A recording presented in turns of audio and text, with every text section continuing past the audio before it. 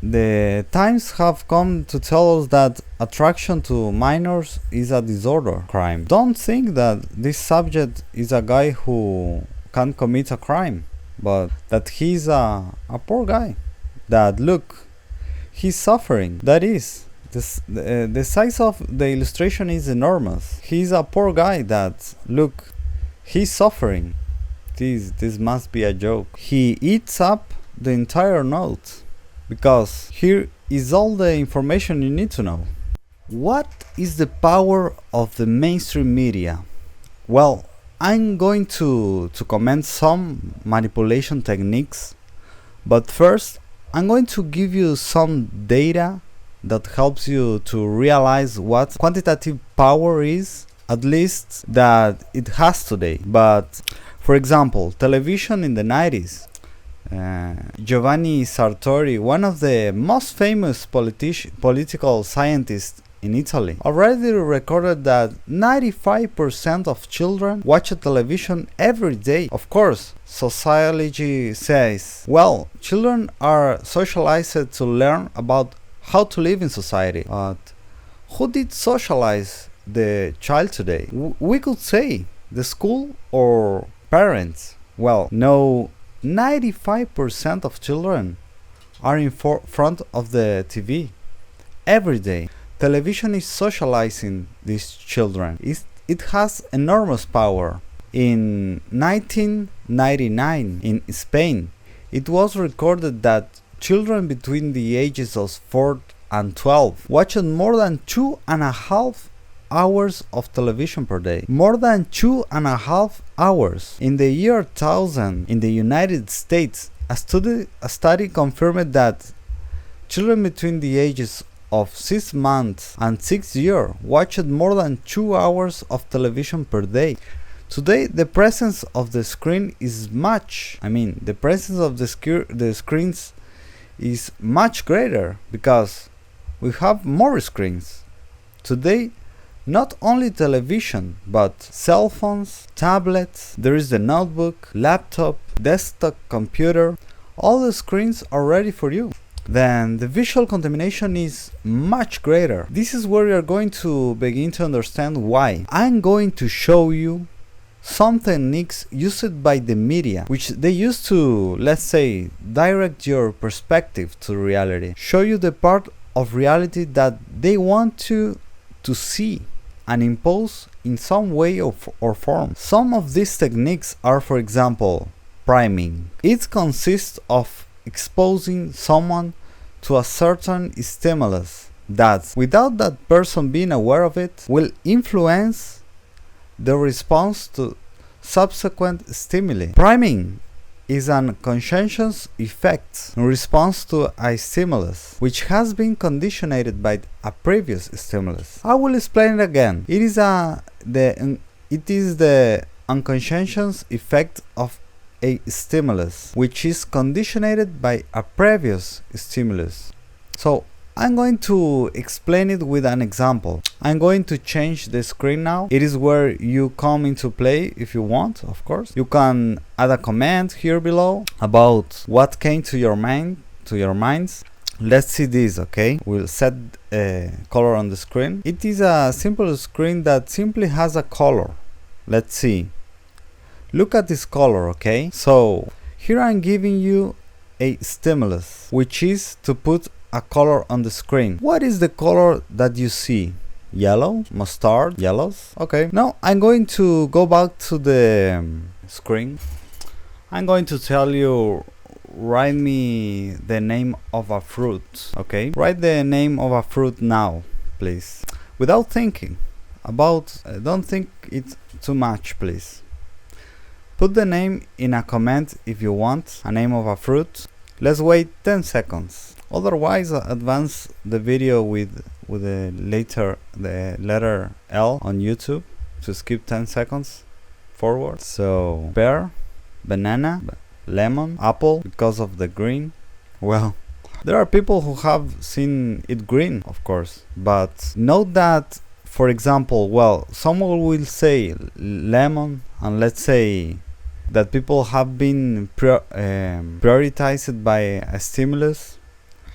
that was previously given to them, a color. Nothing more than that. I showed a color. Now I turned the screen to me. A color, and now I turned the screen to me, and it's a question. There is so much fruit to say, of course, that people have been prioritized by a stimulus that was previously given to them. A color. Nothing more than that. I showed you a color. Now I'm turning the screen to me, and it's a question. There is so much fruit to say. Strawberry, what do I do? No. Well, all the answers in general agree that it's about a yellow fruit. Pineapple, for instance. The media can somehow play by stimulating you beforehand to conditioning subsequent responses. That's called priming. It is called training also. I will tell you an experiment. A researcher from the University of New York did a training experiment that was super interesting. He took two groups and put them together at the university, and he gave each group some words, okay?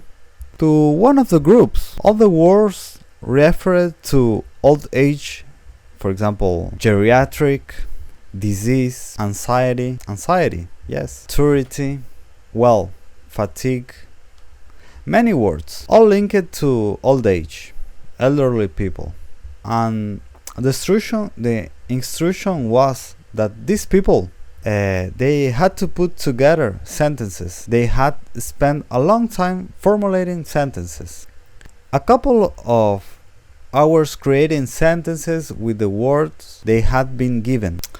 The experiment consisted of putting together those sentences with those words that conditioned them later.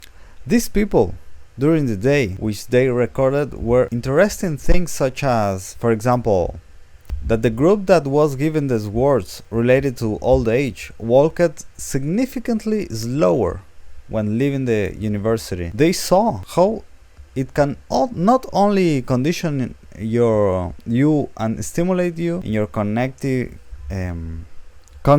responses, like the ones we were seeing now, but also in the way you behave. And this is an enormous power that the mainstream media have. I will give you a specific case of framing now. For example, what they show us is the reality, but is always necessarily a cut of reality. There is a cut, that is, there may be something that is true, but it is never the complete truth. It's never the complete truth that can be shown. 100% reproducible. So I'm going to give you a very clear training case of a very clear piece of news. This is the 100% reproducible. So I'm going to give you a very clear training case of a very clear piece of news. This is page 12. One of the most important newspapers in Argentina, and the coarsest and most ordinary of all. Look, here you have a total framing, that is, you realize the framing. For example, the anti-rights are campaigning to choose the word anti-rights instead of pro-life. Anti-rights instead of pro-life. It is already a biological marker. If you think about establish a clear position. In fact, let's say by calling us pro-life, they would in any case remain in the opposite condition, which is clearly not convenient for them. But look at the frame that the photo itself has. They tell you this was the anti-rights demonstration.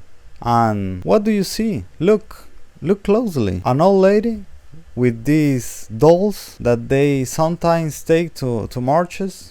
This photo was taken like this. So those who don't know what about these parades, that people think they are a part of a national socialist movement. So what do they frame within that group? it looks like a group of National Socialists. Are there in the... I mean, they look like that in this pro-life march. And it is also a group of all old people, elderly people. That is what they want you to think. That was the all pro-life march. You are not going to feel part of that generation though. However, the right has more and more young people each year. This issue is also a trend. The times have come to tell us that attraction to minors is a disorder crime. Don't think that this subject is a guy who can commit a crime, but that he's a poor guy. That look, he's suffering. That is, the size of the illustration is enormous. He's a poor guy that look, he's suffering. This must be a joke. He eats up the entire note. Because here is all the information you need to know.